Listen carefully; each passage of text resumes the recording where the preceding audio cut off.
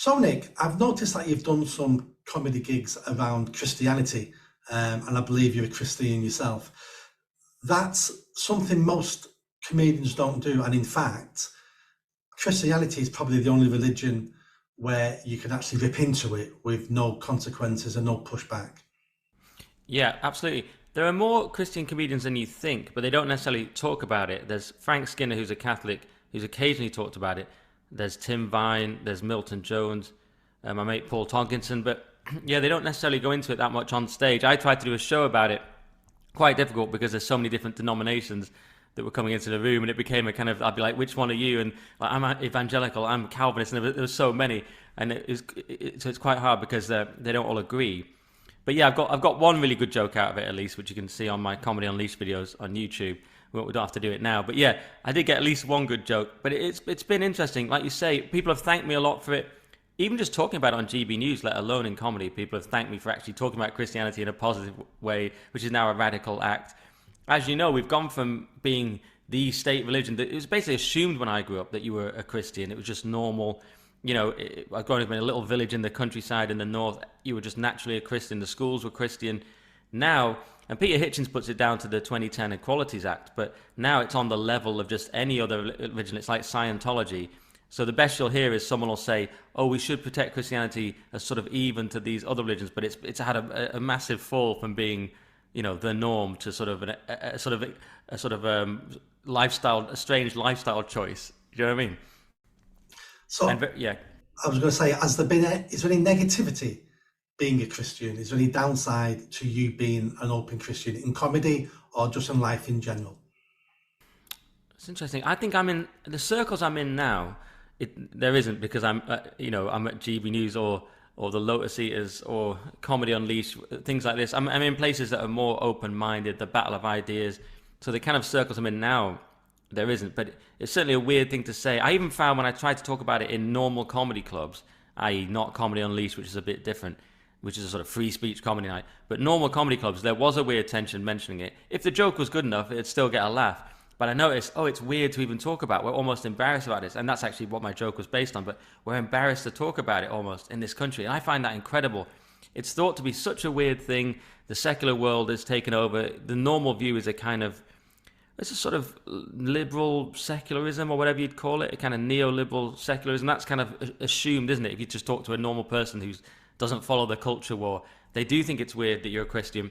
My only disappointment is that I haven't been able to convince everyone sort of in our side of things, whatever that side is, to actually be Christian. I've been trying to convince people at the Lotus Eaters podcast. Connor is a Christian, Rory is, I think, but most of them aren't. Like Carl Benjamin's not.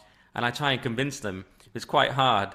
One of my big theories is Jordan Peterson is brilliant because he's brought back Christian ethics, but without the actual belief part. It's his genius and his flaw, because most people now, if Jordan Peterson said, "Hey, everyone just be Christian," people would ignore him because they got a bad association with it. So his genius was, he said, "I'm not actually going to make people be Christian, but I'm going to bring back some of the Christian morality and ethics as a sort of meta-Christianity."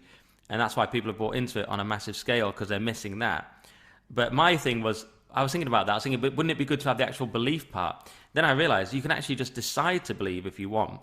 It's kind of a hard sell, this, but actually if you decide to believe and you realize it's up to us to uphold God and not the other way around, you can actually do it. And I later found out that's how Peter Hitchens came to it. He came to it logically. Well, in his case, he said, it can't be proved, so which world would I rather live in? A world with a God where things have meaning, or one without? And he decided he'd rather go with God. And I actually think you can make an adult choice, but I'm finding that quite a hard pitch, Nick.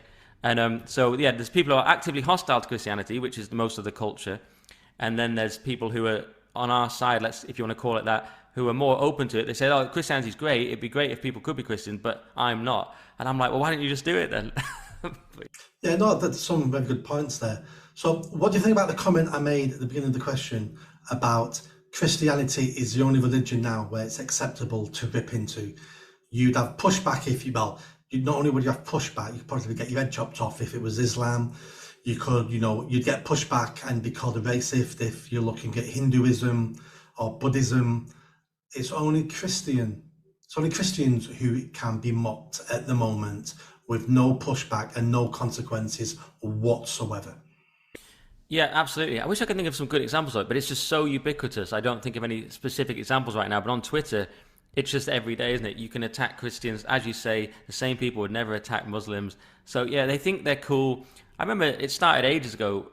Jim Jeffries was doing it, the Australian comedian. He'd have a sort of edgy comedy set where he's saying some quite genuinely edgy things, usually about women or something. But then he would say, then have a section where it inevitably attack Christianity, and everyone's just like, "Woo!" as if it's edgy. I'm thinking this is just not edgy anymore. This is punching down, to use one of those terms, because it's not, to actually. So I realized that saying your prayers was the new rock and roll. I realized that being a Christian was the most edgy thing you could do. Maybe that's why I've done it. Who knows? But yeah, it's far more edgy now to be a Christian, bizarrely, than it is to attack it, because it's already dying. You've just given me a thought when something you just said then. Is it possible that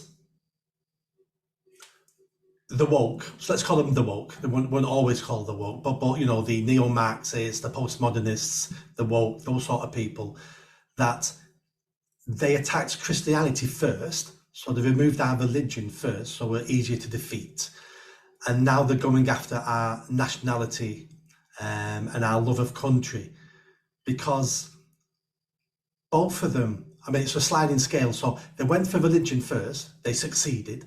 Nobody now is upset with anything you say about Christianity. Most people don't class themselves as Christians. Now they're going after patriotism, and now it's quite acceptable now to be anti-British, and we're terrible, we're the slave masters, we've done this, we've done that. Where both those things would have been unheard of 50, 60, 70 years ago. So I think there's a connection there, that they went after God first, and now they're going after the nation state. Yeah, that's interesting. I mean, those beliefs tend to go together, don't they? On the left, or a certain strand of the left, yes, they don't like Christianity, they don't like patriotism. The patriotism one is very strange, because that seems to be quite peculiar to our country. No one really knows why. Well, maybe some people know why, who've really done the research, but you don't get it in France, for example. That they have a sort of natural nationalism, even on the left. And old Labour was very patriotic, whereas now the left, especially now, it's cool to be. I think maybe it was always the case in academic circles. Now it's infected all of the left. It's cool to be against your own country in this weird knee-jerk way. And you just tweet something like, "Oh, about how lame Britain is," and that's automatically good. I find that so bizarre. It's so obviously not a good thing to attack the country that you're in and that your family are in and all your friends, and just assume it's rubbish, especially when it's not just rubbish. I mean, if it really was just completely rubbish, but it's obviously more complicated.